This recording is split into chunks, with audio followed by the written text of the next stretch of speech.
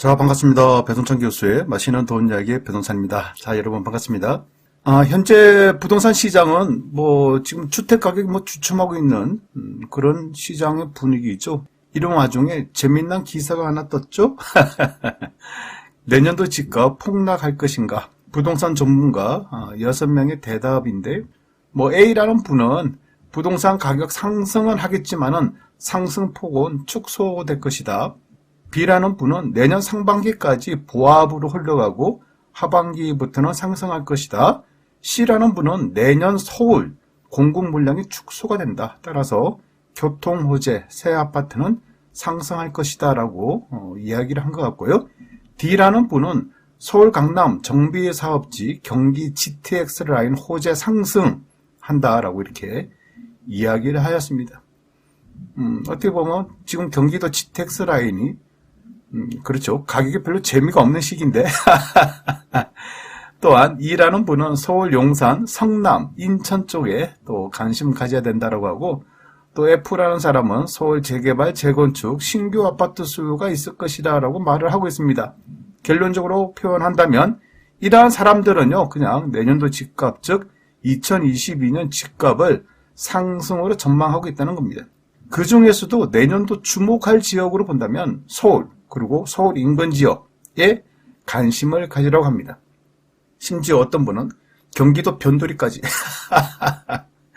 많이 오른 지역, 폭등한 그런 변두리까지 한참 벌죠. 그런 지역까지 관심 가지라고 하네요. 참 이러한 기사를 보면 참 별의별 생각이 다 드는 것 같아요. 여러분 생각은 어떠하신가요? 이런 기사를 보면 어떤 생각이 드시나요? 그냥 어떻게 보면 뻔한 내용인데요. 그렇죠. 뻔한 내용이지 않습니까? 그런데 이런 뻔한 내용의 기사를 가지고서도 반응은 좀 달리 나타나겠죠. 먼저 집 가진 사람들, 다주택자들 입장에서 본다면 휴, 다행이다. 그나마 다행이다. 왜? 지금 집값이 재미없는 그런 분위기로 넘어가는데 그래도 전문가라는 사람들이 내년도에도 오른다라고 얘기를 해주니 어떻게 보면 휴 다행이다라고 이렇게 생각을 하고도 있겠죠. 이에 반해서요, 무주택자 입장 내지 2030 세대들 입장에서는 지금 무슨 소리 하는 거예요. 이처럼 분노를 일으킬 그런 기사라는 거죠. 그래요. 본인들의 이해관계에 따라서 똑같은 기사라도 반응은 이처럼 다르게 나타나는 거죠.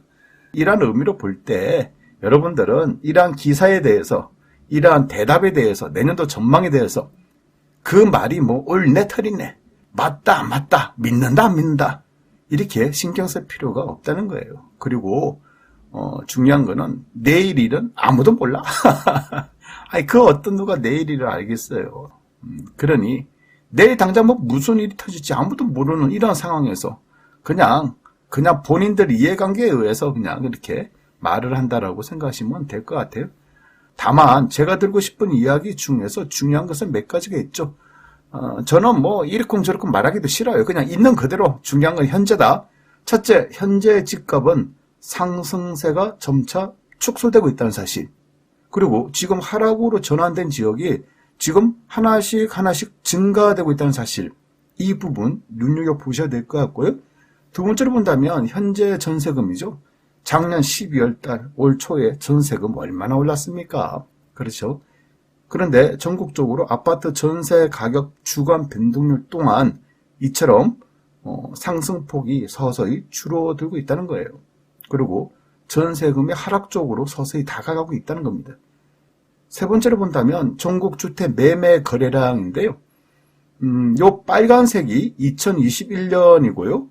녹색이 2019년입니다. 녹색 선을 보시면 2019년도 1월달하고 12월달 놓고 보면 지금 우상향, 그렇죠. 우상향, 즉 주택 매매 거래량이 2019년도에는 증가되었다라는 얘기고, 파란색 2020년을 놓고 본다면 주택 매매 거래량이 11월달, 12월달에 이처럼 급증하였다는 겁니다.